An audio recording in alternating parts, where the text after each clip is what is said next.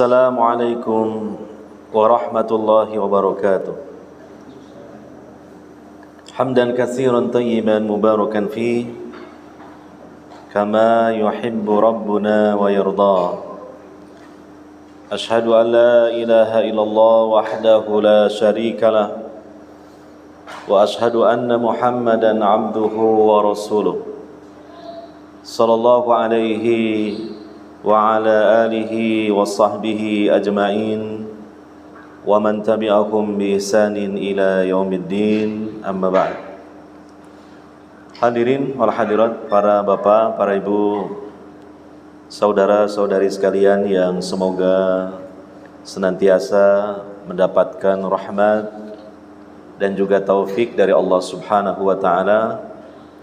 Alhamdulillah, pada kesempatan malam hari ini kita masih diberi kesempatan, kita masih diberi limpahan nikmat dan karunia yang tidak terhingga, terutama nikmat Islam dan iman. Dan juga pada kesempatan malam hari ini kita dimudahkan oleh Allah Subhanahu wa taala untuk bisa hadir di majlis yang insyaallah diberkahi oleh Allah Subhanahu wa taala, yaitu majlis ilmu. Hadirin wal hadirat yang dimuliakan oleh Allah Subhanahu wa taala, pada kesempatan kali ini kita akan lanjutkan kajian kita membahas kitab Minhaj Al-Firqah An-Najiyah wa Ta'ifah Al-Mansurah. Pada pembahasan yang lalu kita membahas tentang Minhaj Al-Firqah An-Najiyah sampai pada poin yang ke-7. Poin yang ke-7 disebutkan bahwa Al-Firqah An-Najiyah mereka disebut juga dengan Ahlul Hadis, ya. Ahlul Hadis alladzina qala Rasulullah sallallahu alaihi wasallam fihim, yang mana dalam sebuah hadis yang diriwayatkan oleh Imam Muslim, Rasulullah sallallahu alaihi wasallam bersabda tentang mereka, itu ahlul hadis. Ahlul hadis tentu ahlul Quran, ya, karena hadis dan Quran tidak bisa dipisahkan. Tetapi di sini disebut ahlul hadis karena yang namanya hadis dilihat dari ikhbar atau pengabarannya tidak seperti Al-Quran. Kalau Al-Quran itu pengabarannya mutawatir, semua ayat dalam Al-Quran, semua surah dalam Al-Quran diriwayatkan secara mutawatir. Artinya diriwayatkan dari satu generasi ke generasi berikutnya oleh sejumlah periwayat yang sangat banyak sekali, sehingga secara logika dan secara pengalaman hal tersebut tidak mungkin ada kebohongan, ya. Namun kalau hadis itu diriwayatkan tidak hanya mutawatir tapi juga ada yang ahad. Ada sebagian mutawatir, sebagiannya bahkan lebih banyak lagi secara ahad. Artinya diriwayatkannya adalah oleh sedikit orang, ya, kurang dari 10 orang dalam satu generasi, ya, sehingga perlu untuk diteliti dari sisi keabsahan atau kevaliditas dari riwayat hadis. Maka ada istilahnya hadis yang sahih, ada yang dhaif, bahkan ada yang maudhu, yang palsu. Maka disebut ahlu hadis karena mereka ada perhatian yang besar dan kuat untuk mempelajari hadis. Dan juga muncul para ulamanya yang juga punya kemampuan untuk meneliti dan memfilter hadis-hadis, sehingga dapat dipilah dan dijelaskan mana hadis-hadis yang bisa diterima riwayatnya, yaitu hadis yang sahih atau sekurang-kurangnya hadis yang hasan, dan riwayat yang tidak bisa diterima yaitu hadis yang dhaif, lemah, apalagi maudhu atau palsu. maka disebut mereka itu sebagai ahlul hadis. Ya. Di mana Nabi sallallahu alaihi wasallam bersabda tentang mereka, la tazalu ta'ifatum min ummati dhahirina 'alal haqq la yadurruhum man khadalahum hatta ya'tiya amrullah. Senantiasa ada sekelompok dari umatku yang mereka menang di atas kebenaran.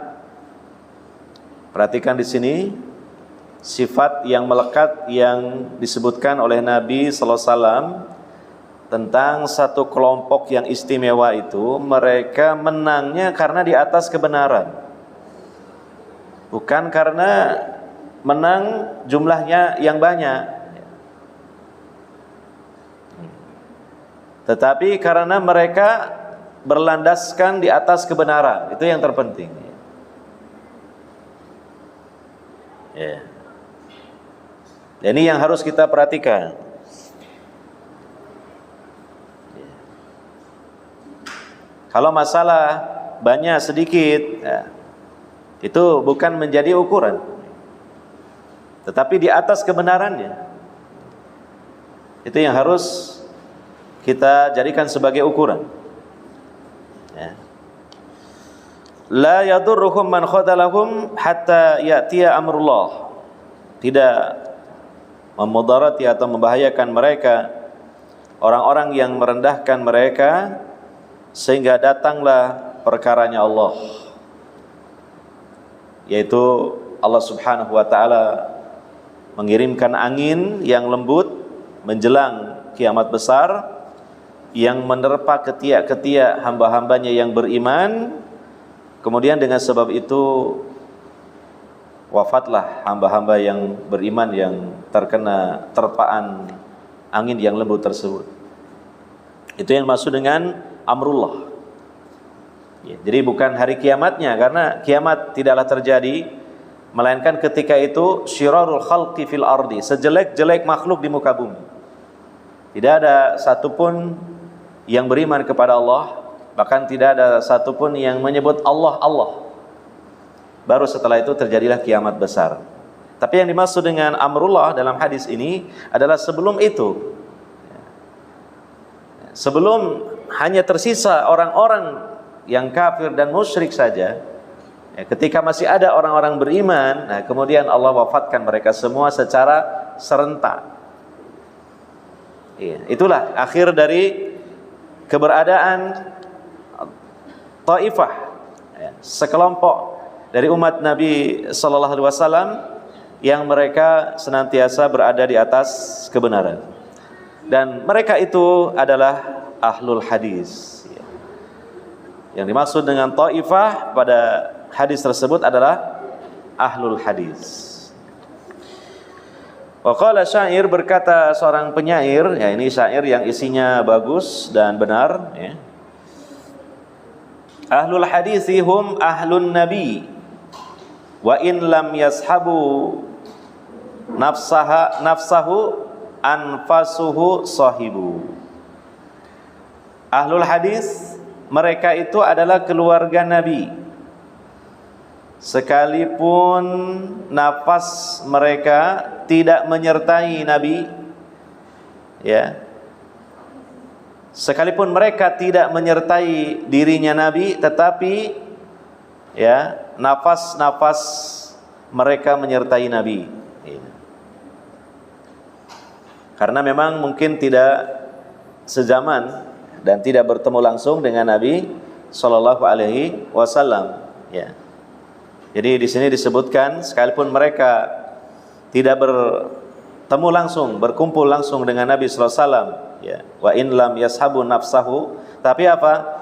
Anfasuhu sahibu. Nafas-nafasnya, ya, itu mereka bersama Nabi Sallallahu Alaihi Wasallam, ya.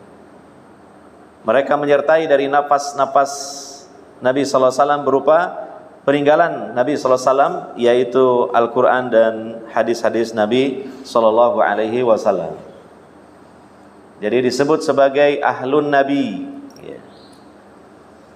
Maka kalau kita perhatikan bunyi solawat ya, diantaranya solawat Ibrahimiyah itu kan disebutkan Allahumma sholli ala Muhammad wa ala ali Muhammad dan seterusnya. Ya, ya Allah, salam sejahtera semoga dicurahkan kepada Muhammad dan kepada keluarga Muhammad. Itu dijelaskan oleh para ulama. Keluarga Muhammad itu bahkan mencakup secara umum. Tidak hanya keluarga yang memang ada hubungan kekerabatan dengan Nabi sallallahu alaihi wasallam. Ya, tidak hanya ahlul baitnya Nabi sallallahu alaihi wasallam yang beriman saja, tetapi siapapun dari umat Nabi Muhammad sallallahu alaihi wasallam yang mereka ittiba kepada Rasulullah sallallahu alaihi wasallam, yang mereka setia mengikuti sunnah Rasulullah sallallahu alaihi wasallam, maka tergolong kepada wa ala ali ya Muhammad, ali Muhammad. Ya, disebut sebagai keluarga Muhammad karena Ali itu tidak harus keluarga dalam artian hubungannya ada hubungan kekerabatan atau darah, tapi disebut Ali itu juga artinya bisa diartikan pengikut, pembela, pendukung di tempat manapun atau bahkan juga tidak sezaman sekalipun. Ya, seperti dalam Al-Qur'an ketika Allah menyebut Fir'aun disebut alu Fir'aun, maksudnya tidak hanya keluarga Fir'aun saja tetapi bala tentaranya Fir'aun disebut alu Fir'aun. Nah, demikian juga alu Muhammad, tidak hanya keluarga Nabi sallallahu alaihi wasallam yang hubungannya dekat dari sisi darah ataupun ada hubungan kekerabatan, tetapi siapapun dari umat Nabi sallallahu alaihi wasallam sampai akhir zaman yang setia mengikuti Nabi sallallahu alaihi wasallam di belakang beliau, maka mereka juga bisa disebut dengan alu Muhammad atau ahlu Muhammad. Keluarga maksudnya pendukung, pengikut setia Nabi Muhammad sallallahu alaihi wasallam, sehingga insyaallah juga mendapatkan bagian dari kebaikan dengan salawat tersebut. Ya, tentang alu Muhammad. Ya, inilah yang ketujuh tentang Al-Firqah An-Najiyah, mereka juga identik disebut dengan ahlul hadis. Ya. Kemudian yang kedelapan, ya, Al-Firqatun Najiyah tahtarimul a'immatal mujtahidin wala tata'assabu liwahidin minhum bal ta'khudul fikha minal qur'ani wal ahaditsis sahihati wa min aqwalihim jami'an idza wafaqal hadits as-sahiha wa hadha muwafiqun li kalamihim haitsu awsaw atba'ahum an ya'khudhu bil hadisi sahihi wa yatruku kulla qaulin yukhalifu. Al-Firqah An-Najiyah mereka menghormati para imam mujtahidin dan mereka tidak ta'assub fanatik ya kepada salah seorang dari para imam mujtahidin.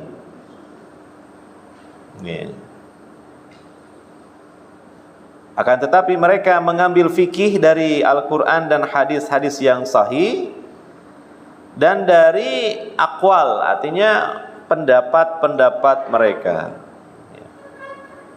hasil dari kesimpulan mereka terhadap ayat Al-Quran maupun hadis ketika memang sesuai dengan hadis yang sahih. Ya.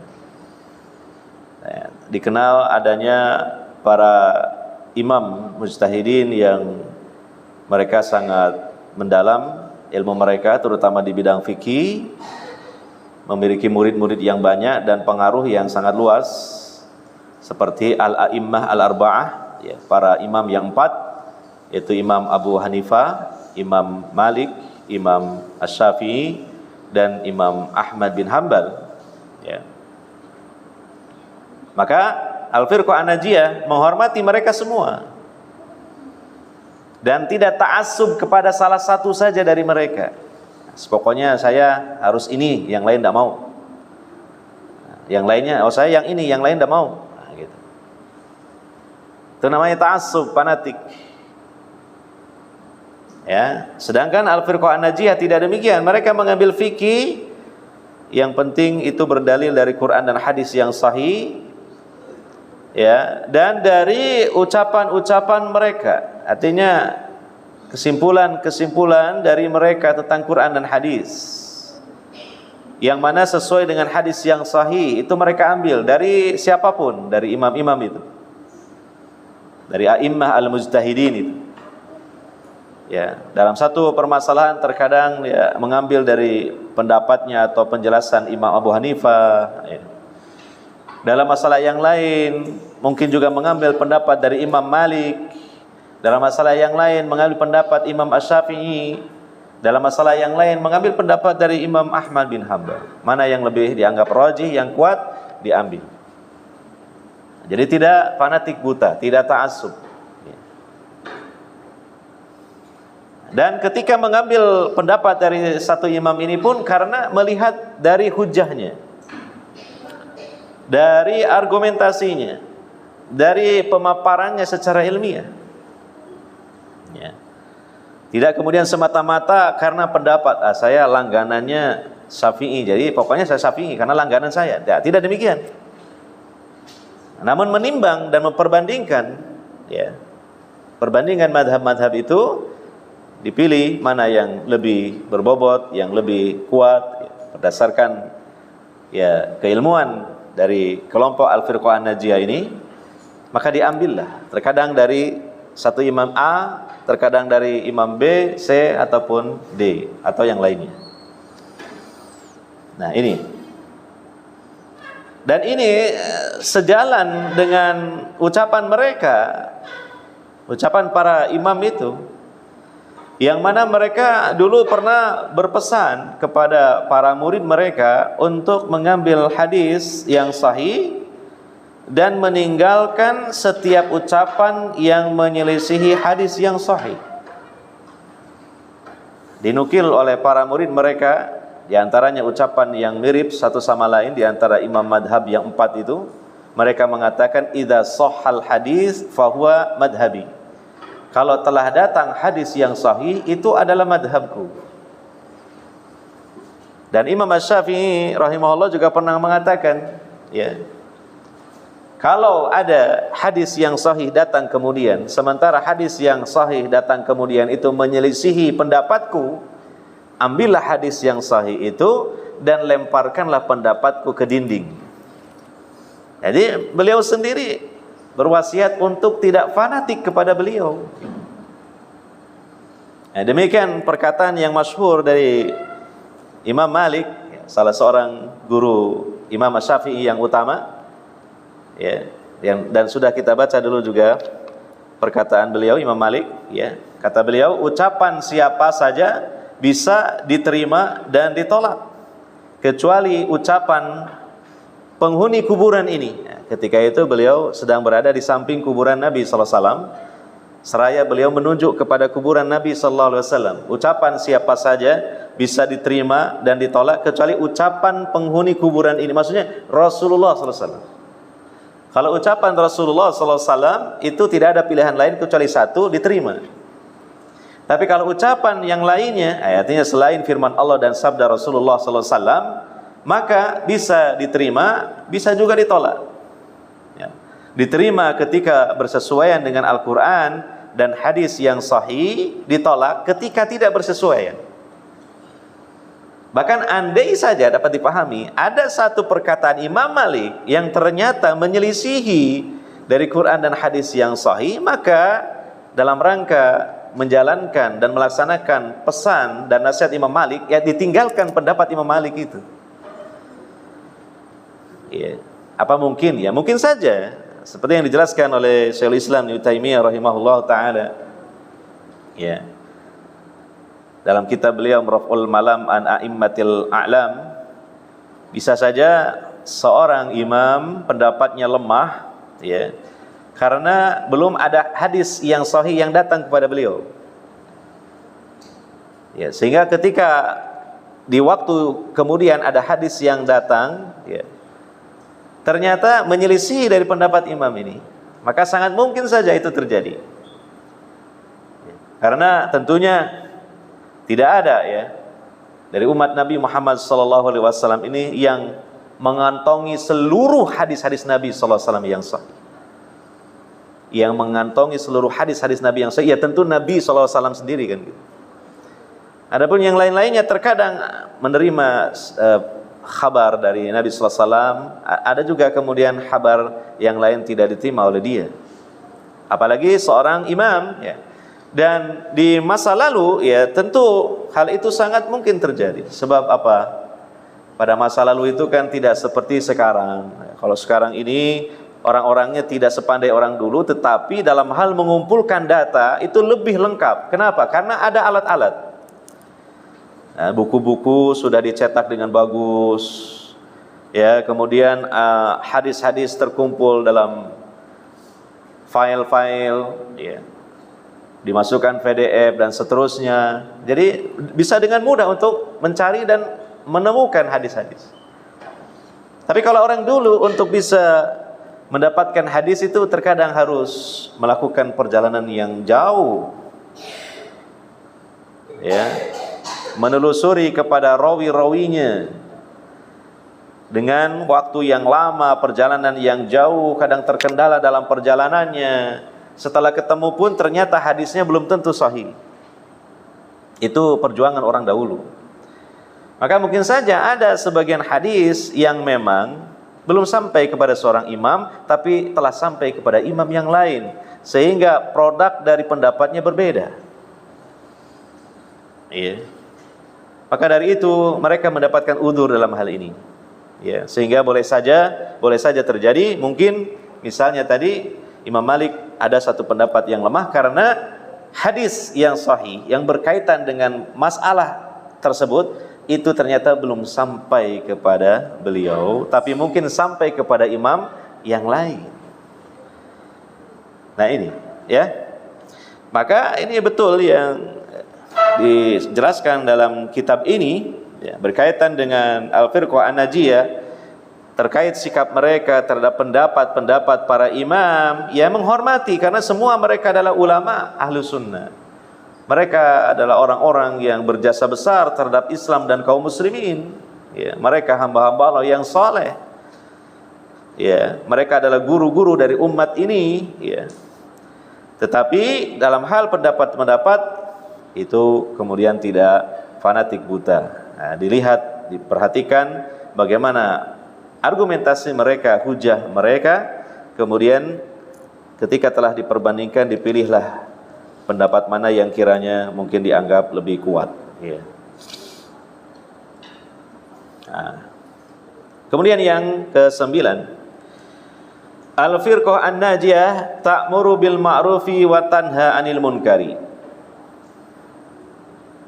Fahiya tunkiru turuqal mubtada'ata wal ahzab al haddamata allati farraqatil ummata wa btada'at fid dini wa bta'adat an sunnatir rasuli sallallahu alaihi wasallam wa ashabi. Al-Firqah An-Najiyah, ya, mereka aktif dalam menegakkan al-amru bil ma'ruf dan an-nahyu anil munkar. Karena memang ini ciri khas dari umat Nabi Muhammad SAW yang dikatakan umat terbaik. Kuntum khairu ummah ukhrijat linnas ta'muruna bil ma'rufi wa tanhauna 'anil munkar.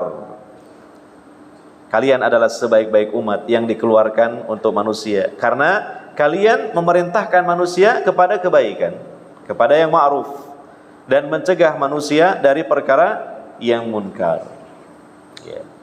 Dan umat akan menjadi baik ketika masih ditegakkannya dua hal, yaitu al-amru bil ma'ruf wan nahyu anil munkar. Karena baiknya umat manusia, ya, adalah ketika mereka senantiasa melaksanakan yang ma'ruf dan menjauhi yang munkar. Ya. Tidak baik kalau umat itu mengerjakan yang munkar, meninggalkan yang ma'ruf. Tidak baik umat itu mengerjakan yang ma'ruf tapi juga mengerjakan yang munkar. Ya. Jadi yang baik apa? Melaksanakan yang ma'ruf dan menghindarkan diri mereka dari perkara yang munkar. Itu baiknya umat dan baiknya individu, setiap insan, setiap manusia. Ya. Bisa dikiaskan atau dianalogikan seperti tubuh manusia ya. Kalau ingin sehat tubuhnya, resepnya apa? Dia harus mengkonsumsi makanan, minuman yang bergizi, yang menyehatkan ya. Di samping itu dia harus menghindari makanan, minuman yang membahayakan tubuhnya. Insya Allah kalau ini dijalani resep ini, seseorang tubuhnya akan sehat. Ikhtiarnya demikian.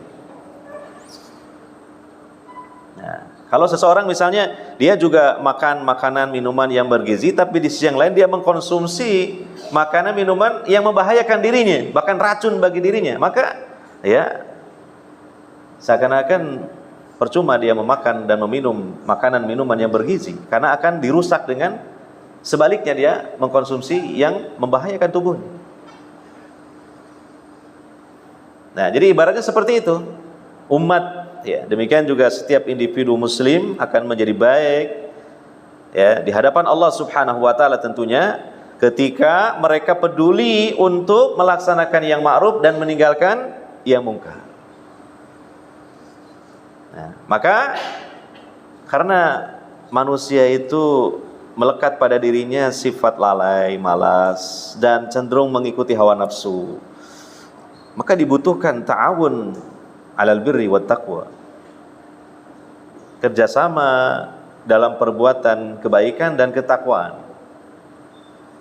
Dijelaskan oleh para ulama, al-bir dan at-taqwa ketika disebutkan dalam satu ayat atau hadis memiliki makna masing-masing, di mana al-bir artinya melaksanakan ketaatan, sedangkan at-taqwa meninggalkan larangan. Maka dua-duanya itu perlu kerjasama. Maka Allah perintahkan dalam surah Al-Maidah, wa ta'awanu 'alal birri wat taqwa. Bekerja samalah kalian, saling bahu-membahulah kalian di atas melaksanakan perintah-perintah Allah. Dan juga bekerja samalah dalam meninggalkan larangan-larangan Allah. Maka di antara bentuk kerjasama tersebut dengan apa? Ditegakkannya al-amru bil ma'ruf wan nahyu 'anil munkar. Maka umat harus paham dengan benar mengenai pentingnya ditegakkan al-amru bil ma'ruf wan nahyu 'anil munkar itu. Jangan dipandang secara negatif. Wah, ini kok ngurusi orang lain. Kok nggak ngurusi dia sendiri saja gitu. Kok ngurusi yang lain-lainnya gitu kan. Kok kelihatannya sentimen sama kita. Tidak demikian. Justru ini bagian dari bekerja sama dalam perbuatan baik dan ketakwaan. Dengan cara apa diantaranya? Senantiasa disampaikan, dijelaskan al-ma'ruf, perkara yang ma'ruf, yang baik, kebaikan, ibadah, amal soleh. Dan juga apa? Diingatkan, bahkan dicegah ketika dilakukan sebagian orang melakukan perkara yang dilarang oleh Allah Subhanahu wa ta'ala. Maka jika ada segolongan manusia yang dia giat menegakkan al-amru bil ma'ruf wan nahyu 'anil munkar, sebenarnya perlu kita hargai dengan kita ucapkan terima kasih sedalam-dalamnya. Karena mereka telah memperdulikan agama kita agar kita selamat dunia dan akhirat, agar kita bahagia dunia dan akhirat, bukan disikapi dengan anggapan yang negatif. Kok ngurusi orang lain? Ya. Nah, ini keliru. Justru ini bagian dari kebaikan untuk semuanya. Ya. Maka merupakan salah satu karakteristik dari Al-Firqah An-Najiyah, mereka juga aktif di dalam mengupayakan al-amru bil ma'ruf wan nahyu 'anil munkar. Gitu. Iya, kata Nabi sallallahu alaihi wasallam, "Man ra'a minkum munkaran falyughayyirhu biyadi. Fa illam yastati fa bilisani, fa illam yastati fa biqalbihi wa dzalika ad'aful iman." Ya, apabila salah seorang di antara kalian ya melihat munkar kemungkaran. Nah, maka di sini dijelaskan oleh para ulama, kemungkaran yang memang diperintahkan untuk dirubah itu pertama adalah apa? Ma'rufa, kemungkaran yang betul-betul munkar. Ya, ma'rufa. Yang kedua, makluma, kemungkaran yang nampak di depan mata. Gitu, kaidahnya begitu. Ya. Jadi pertama ma'rufa artinya betul-betul itu perkara mungkar menurut timbangan syariat. Sebab kadangkala ya ada sebagian orang memandang sesuatu munkar padahal menurut syariat bukan munkar gitu. Maka orang yang akan menegakkan an-nahyu 'anil munkar dia harus punya ilmunya. Contoh ya, ada sebagian orang yang mungkin masih kurang ilmunya menganggap permasalahan khilafiyah dianggap kemungkaran, akhirnya diingkari gitu. Sebagaimana dia mengingkari kemungkaran yang betul-betul munkar. Iya. Misalnya ada orang masuk masjid tidak sholat tahiyatul masjid, langsung dikatakan kamu ini berdosa, kamu harus sholatnya dulu 2 rakaat. Nah, dia berarti seperti mengingkari sebuah kemungkaran. Padahal boleh jadi orang tadi itu punya pendapat bahwa hukum sholat tahiyatul masjid itu sunnah, dan itu hal yang sudah masyhur di kalangan para ulama. Ada perbedaan pandangan dalam masalah hukum sholat tahiyatul masjid. Ada sebagian ulama menilai itu hukumnya fardu atau wajib seperti ulama Dhahiriyah. Nah, ada juga, dan ini ada jumhur para ulama menganggap itu sunnah, sekalipun sunnah muakkad. Nah, maka orang yang tidak paham duduk permasalahannya tentang hukum tersebut akhirnya menganggapnya mungkar dan menganggap orang yang tidak salat tahiyatul masjid dianggap melakukan dosa gitu. Nah, harusnya ya mungkin dia menganjurkan saja, menyuruh saja, karena ini juga perbuatan baiklah terlepas daripada perbedaan pendapat. Ini contohnya. Ya. Jadi harus ada ilmu di situ. Sesuatu yang munkar itu sudah ma'ruf, artinya sudah jelas-jelas memang itu satu kemungkaran dalam timbangan syariat. Yang kedua apa? Makluma, jelas di depan mata. Jadi jangan kita menelisik, jangan kita mengintel. Allah Ta'ala berfirman dalam Al-Quran surah Al-Hujurat, wala tajassasu, jangan kalian mengintel, menelisik. Ya, sebelah kita ada tetangga kita ya, di belakang rumahnya ada tembok yang tinggi, kita penasaran ngapain ya di bawahnya ini ya. Di balik benteng tembok ini tetangga kita kok kedengaran kosak-kusuk, ngapain ya, jangan-jangan langsung dia ambil tangga ondo ya. Dia sandarkan ke tembok tangganya, lalu dia manjat tangga, cingak-cinguk, dia penengok. Wah, apa yang dilakukan oleh tetangga ini? Nah, ini tidak boleh seperti ini. Tajassus, tidak sesuai dengan adab dan akhlak yang baik. Ya, jadi kemungkaran yang nantinya kemudian diharuskan untuk dirubah itu kemungkaran yang memang jelas di depan mata. Ya, di depan mata. Bahkan kalau kita mengikuti teladan dari Nabi sallallahu alaihi wasallam, itu harus tabayun dulu ketika memang masih ada kemungkinan yang lain. Ya, tabayun dulu. Contoh misalnya ada seorang teman ya, dia membonceng seorang wanita. Lantas kita tahu, langsung kita cegat, antum tidak boleh nih gonceng wanita seperti rantang runtung. Nah, itu berarti dia tidak hati-hati. Dia tergesa-gesa, harusnya ditanya dulu. Antum gonceng perempuan itu siapa? Oh, ini bibi saya. Lo kan bibinya. Enggak jadilah. An-nahyu 'anil munkar. Ya, kita tidak tahu kalau itu bibinya, ternyata bibinya dari luar pulau baru datang ya. Kemudian minta diajak ya mungkin jalan-jalan atau apa. Ya, tapi kita sudah langsung mengatakan, ini Wanita asing ini bukan istrinya, bukan saudarinya ini. Wah, ini paling pacarnya. Nah, jadi langsung dianggap kemungkaran, lalu diingkari. Nah, ini kita tergesa-gesa. Ya, jadi juga harus berdasarkan ilmu dan hikmah. Ya. Nah, fal yughayyirhu biyadihi. Pertama dengan tangan, maksudnya dengan kekuatan. Ya. Kalau kita punya kekuatan, ya, punya power, punya otoritas istilahnya orang sekarang, ya. Yang kedua, kalau tidak mampu maka dengan lisan, ditegur, dinasihati dengan lisan. Nah, kalau tidak mampu juga, karena mungkin malah nanti akan menimbulkan bahaya yang besar bagi kita yang mengingkari kemungkaran, maka dengan hati, yaitu hati kita mengingkari, hati kita tidak meridhoi, dan kita jangan terlibat di situ, tinggalkan. Itu yang dimaksud dengan mengingkari dengan hati. Ya. Nah, itu kurang lebih mengenai apa gambaran al-amru bil ma'ruf. Ya, terutama an-nahyu anil munkar, ya. Dan juga para ulama menyebutkan kaidah-kaidahnya, ya, tentang masalah an-nahyu anil munkar. Di antaranya, kalau kita mengingkari kemungkaran itu malah dugaan kuatnya akan muncul kemungkaran yang lebih parah, maka sementara nahi mungkarnya ditinggalkan dulu. Ditinggalkan dulu. Ya, kalau diingkari satu kemungkaran nanti kemungkinan besarnya akan berkurang, nah maka dianjurkan, silakan. Kalau kemungkaran diingkari tapi tetap tidak ada perubahan atau datang kemungkaran yang semisal, ini diperselisihkan oleh para ulama. Ya, tetapi yang lebih kuat sepertinya ya ditinggalkan dulu karena nggak ada perubahan sama sekali.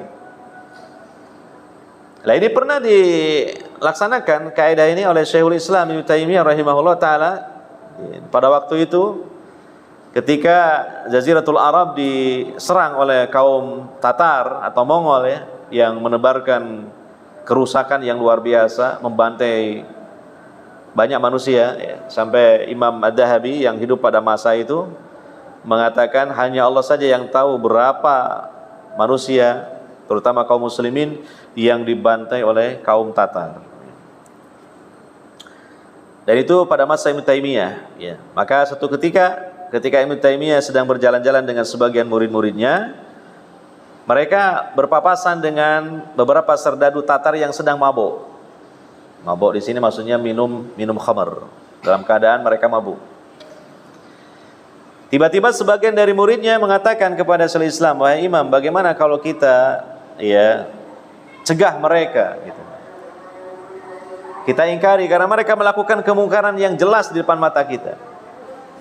Mungkin diusir atau bagaimana, ya." Kata Ibnu Taimiyah, "Jangan, biarkan saja. Biarkan saja." Loh, kenapa? Kalau kita usik mereka dengan alasan kita nahi mungkar, mereka itu ketika mabuk kerusakannya lebih mending daripada ketika waras akalnya. Itu orang Tatar. Kalau mereka waras akalnya itu, wah, lebih parah lagi mereka melakukan kerusakan. Ketemu orang, apalagi kaum muslimin, dibantai, ketemu muslimah diperkosa. Jadi mending dibiarkan saja mereka mabuk. Jadi kekurangan kekuatan dan kesadaran itu lebih mending bagi mereka. Nah, ini bagian dari penerapan kaidah tadi. Kalau mau mengingkari kemungkaran dan sekiranya nanti malah menimbulkan kemungkaran yang lebih besar, maka ditunda dulu, ditinggalkan dulu. Nah, ini bisa kita terapkan kaidah seperti ini. Misalnya, ya, kita ingin mengingkari kemungkaran di keluarga kita. Ada anak kita atau keluarga kita yang merokok, ya.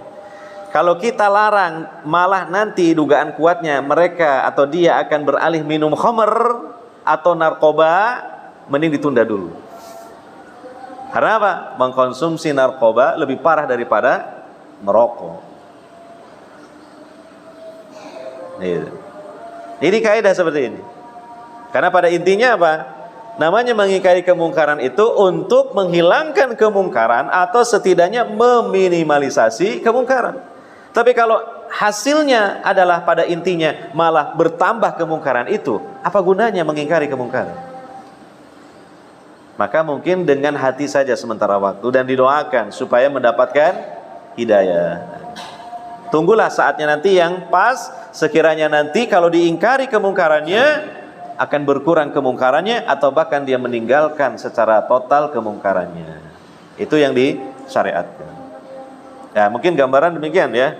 Itu bisa dipelajari masalah tersebut terutama dalam buku-buku khusus, kitab-kitab khusus yang ditulis oleh para ulama Ahlussunnah wal Jamaah dalam menjelaskan tentang kaidah-kaidah dalam al-amru bil ma'ruf wan nahyu anil munkar. Nah, jadi Al-Firqah An-Najiyah memiliki perhatian yang kuat dalam masalah penegakan al-amru bil ma'ruf wan nahyu anil munkar, ya. Di antaranya mereka mengingkari thariqah-thariqah yang bid'ah, ya. Yang dinisbatkan disandarkan kepada Islam, ya. Keyakinan-keyakinan yang disandarkan kepada Islam, padahal Islam tidak mengajarkan hal tersebut. Tidak ada dalam ajaran Islam yang benar. Atau mungkin semacam cara-cara beribadah, ritual-ritual yang dianggap dari Islam, padahal Nabi dan para sahabat tidak pernah mereka mengamalkan.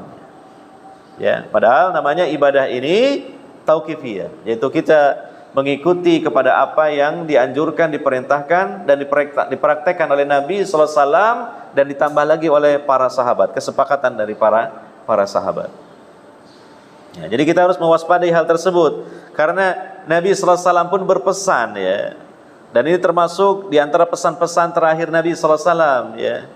Yang juga beliau sampaikan ketika di Haji Wada. Kata Nabi sallallahu alaihi wasallam, wa iyyakum wa muhdatsatil umur fa inna kulla muhdatsatin bid'ah wa kulla bid'atin dhalal. Waspadai oleh kalian, jauhi oleh kalian perkara-perkara yang baru yang diada-adakan dalam agama ini. Sungguhnya perkara tersebut itu adalah bid'ah. Dan setiap bid'ah itu adalah kesesatan. Dalam riwayat yang lain, setiap kesesatan nantinya menghantarkan pelakunya ke neraka. Ya, ini harus diwaspadai agar agama kita ini yang kita peluk ini selamat. As-salama fid din, keselamatan dalam beragama. Di antaranya apa? Mewaspadai perkara-perkara yang baru yang dianggap bagian dari agama kita padahal bukan. Dan itu sangat banyak sekali dalam rentang sejarah yang cukup panjang, ya. Terutama setelah wafatnya Nabi SAW muncul perkara-perkara yang baru yang dianggap bagian dari Islam padahal bukan. Para sahabat masih hidup dan banyak sudah muncul bid'ah. Di antaranya apa? Bid'ah Qadariyah. Kemudian lagi bid'ah apa? Bid'ah Khawarij. Kemudian bid'ah apa lagi? Ya, bid'ah Syiah. Itu sejak zaman sahabat sudah muncul. Bayangkan, ya. Belumlah lama dari wafatnya Nabi sallallahu alaihi wasallam, para sahabat masih banyak yang hidup.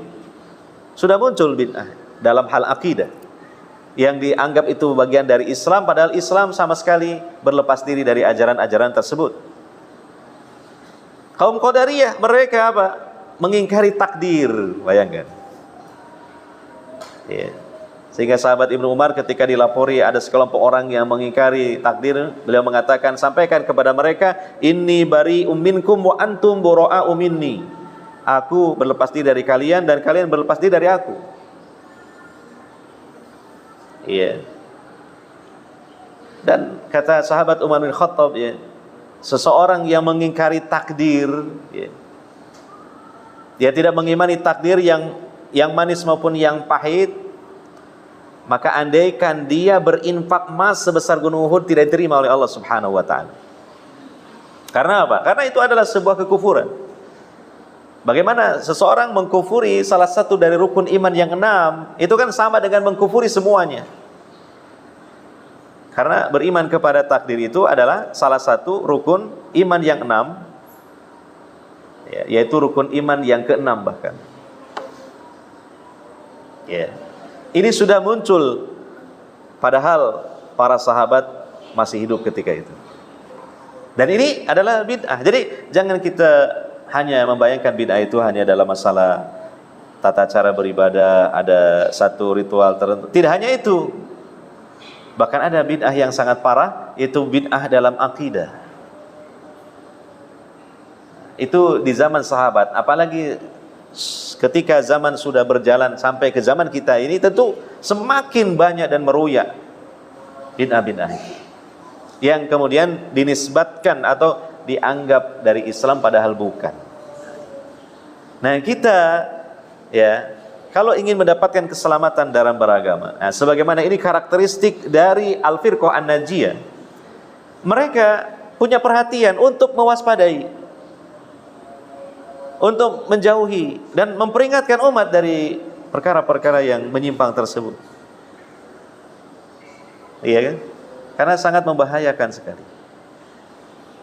Iya, sekalipun ada sebagian orang tidak suka, karena apa? Ya, mungkin yang tidak suka ini masih bergelut dengan kebid'ahan. Gitu. Iya. Ya, jangan dipedulikan orang yang tidak suka, yang penting bagaimana Allah ridho kepada kita dan bagaimana kita selamat dunia dan akhirat. Iya. Kemudian wal ahzab al haddamah, kelompok-kelompok yang mengkotak-kotak kaum muslimin, allati farraqatil ummah, yang memecah belah ummah. Nah, perlu diwaspadai. Hanya fanatik pada golongannya, yang lain, yang selain golongannya seperti dianggap orang lain, seperti bukan saudaranya. Ini perlu diwaspadai. Sifat-sifat hizbiyah ini. Nah, dibentuklah satu wadah-wadah, ternyata bukan sekedar wadah yang menghimpun potensi kebaikan, tetapi malah jadi pemecah belah. Ya, nah, ini hal yang harus diwaspadai ya. Bukankah Nabi SAW pernah memperingatkan dulu ketika pernah terjadi sedikit perselisihan antara sebagian kaum muhajirin dengan kaum ansor. Ya, para sahabat yang dari Mekah dengan sahabat yang asli penduduk Madinah pernah berselisih. Lalu muhajir ini berteriak, ya lal muhajiri, ya lal muhajirun, hai orang-orang muhajirin. Ya, yang ansor juga begitu, ya lal ansor, sama manggil teman-temannya yang akan beda komunitas. Ketika Nabi SAW mendengar dan mengetahui, Nabi langsung marah. Tinggalkan hal tersebut. Itu adalah perkara jahiliyah yang menjijikan. Loh, padahal baru memanggil begitu, gitu. Ya lal muhajirun, ya lal ansor. Gitu. Lalu bagaimana kalau lebih daripada itu? Perlu kita mewaspadai hal tersebut. Ya, dalam hadis Nabi SAW bersabda, setan telah berputus asa disembah di Jaziratul Arab. Sudah berputus asa karena penduduk Jaziratul Arab sudah banyak yang bertauhid dan meninggalkan setan-setan. Tetapi apa? Kata Nabi SAW, walakin at-tahris bainakum. Tetapi setan masih terus melancarkan, dan ini berhasil, memecah belah umat. At-tahris bainakum, memecah belah di antara kalian. Itu luar biasa ya. Ya, kita perlu waspadai hal-hal tersebut ya. Ya, terkadang kita membuat wasilah-wasilah yang pada awalnya adalah untuk kebaikan, tetapi ternyata setan pun ikut menumpang sehingga akhirnya wasilah tersebut dibelokkan kepada hal yang justru bertentangan dengan keinginan kita. Yang tadinya wasilah itu adalah sebagai wadah dari potensi-potensi yang kita miliki untuk disinergikan dalam rangka menebar kebaikan, tetapi terkadang dibelokkan oleh setan menjadi sebab perpecahan. Itu berapa banyak terjadi seperti itu. Di kalangan kita Ahlus Sunnah, ya, memang ini ada ijtihad dari sebagian ulama boleh membuat yayasan. Tetapi kan perlu diwaspadai juga kalau kita tidak pandai-pandai menggunakannya. Sehingga bisa jadi muncul ya, ini yayasan A, yayasan B, yayasan C, masing-masing fanatik dengan yayasannya dan menganggap di luar yayasannya bukan saudaranya. Itu sedang bakti sosial tapi bukan dari yayasan kita. Nah, padahal kan mereka kaum muslimin, kaum mukminin, bahkan mungkin akidah dan manhajnya sama, hanya wadah yayasan yang berbeda. Perlu hati-hati ini. Kalau ketemu teman-teman yang satu yayasan rangkulan ya, tapi kalau yang lain boro-boro dicuekin. Nah, ini kenapa seperti ini? Padahal sama-sama saudaranya. Innamal mu'minuna ikhwah. Sesungguhnya orang-orang beriman itu semuanya bersaudara. Kenapa seperti itu? Yang kelompoknya komunitasnya kalau ketemu rangkulan, yang lain enggak. Yang lain pasti memandang, loh kenapa kita kok dibedakan ya gitu. Kok sama mereka sendiri mesra, sama kita kok enggak. Nah muncullah dalam hatinya ada sesuatu akhirnya. Enggak boleh seperti ini. Ini yang perlu diwaspadai seperti ini. Nah ini kadang-kadang Masya Allah kita sendiri kadang terjerat hal-hal seperti itu ya. Nah, sebelum ada yayasan misalnya kita bersatu, kita begitu harmonis hubungan. Ketika dibikin yayasan muncullah perselisihan, percecokan, perbenturan pendapat dan sebagainya, akhirnya pecah. Kesimpulannya apa? Sebelum ada yayasan bersatu, setelah ada yayasan berpecah belah. Kenapa seperti itu? Jadi perlu diwaspadai di situ. Bukan berarti haram yayasan, tidak. Memang ada sebagian yang melarang. Ya ada dari kalangan ulama. Mungkin meneliti dari sisi kekhawatiran mudaratnya. Tetapi ya pada hukum asalnya itu adalah bagian dari al-masalih al-mursalah. Hal-hal yang mengandung maslahat yang itu lepas dari larangan syariat. Artinya syariat tidak melarang. Nah, ditambah lagi kita hidup di negeri yang memang perlu adanya satu legalitas.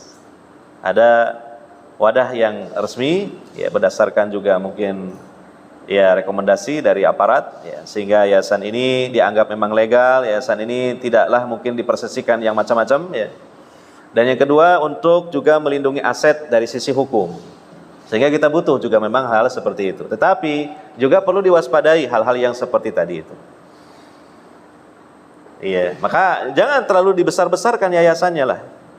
Besarkan aja programnya, besarkan aja amal-amal solehnya, besarkan saja untuk cari pahala. Nah terkadang kan ada di sini pengurus-pengurus ya kan. Saya ini ketua harus diturut loh ya, gitu. Kan saya kan ketua begitu. Nah jangan seperti itu. Dulu aja ketika bukan ketua gaya bicaranya tidak seperti itu, gitu kan. Ya, penasehat katakan juga begitu. Loh kenapa saya kok dinasehati sama anggota? Kan penasehatnya kan saya. Masa penasehat dinasehati? Nah, ini sudah menyelisihi dari isi Quran dan sunnah Nabi SAW. Penasehatnya kebal nasihat. Karena merasa dia posisinya penasehat. Kok yang lain bukan penasehat, kok menasehati penasehat? Misalnya contoh. Olhasil ya kita juga di samping ya menjalankan program-program kebaikan-kebaikan, tapi juga harus tetap evaluasi diri, tetap introspeksi diri, bagaimana di yayasan ini, di perkumpulan ini. Karena apa? Khawatir sudah ikut-ikutan setan di situ, lalu membelokkan dari arah yang sebenarnya yang kita harapkan. Nah ini, karena di sini Al-Firqah An-Najiyah ini apa? Ya, mewaspadakan umat dari al-ahzab al-haddamah allati farraqatil ummah. Sikap-sikap hizbiyah, kekelompokan, fanatik kepada kelompok yang mengkotak-kotak kebersamaan dan persatuan kesatuan kaum muslimin.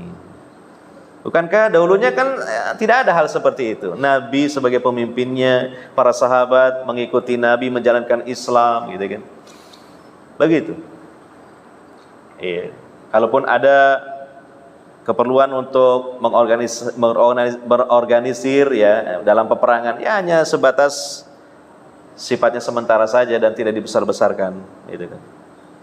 Ya, demikian. Ini yang harus kita waspadai. Jadi ada salah satu dari perangkap setan yaitu namanya sikap hizbiyah atau tahazzub, ya, fanatik kepada kelompok, ya, apalagi kalau sudah diletakkan al-wala wal bara hanya kepada al-walanya kepada kelompoknya, kepada kelompok yang lain diletakkan bara, berlepas diri. Wah, ini sudah menyimpang dari asas-asas Islam. Ya. Apalagi ya mungkin sebagian kita dulu juga pernah terlibat dalam hizbi-hizbi yang ada. Kenapa ngikut Ahlus Sunnah Salafi, di dalamnya terdapat hizbiyah lagi tanpa disadari, walaupun tidak dikasih label, tapi hakikatnya apa? Hizbiyah.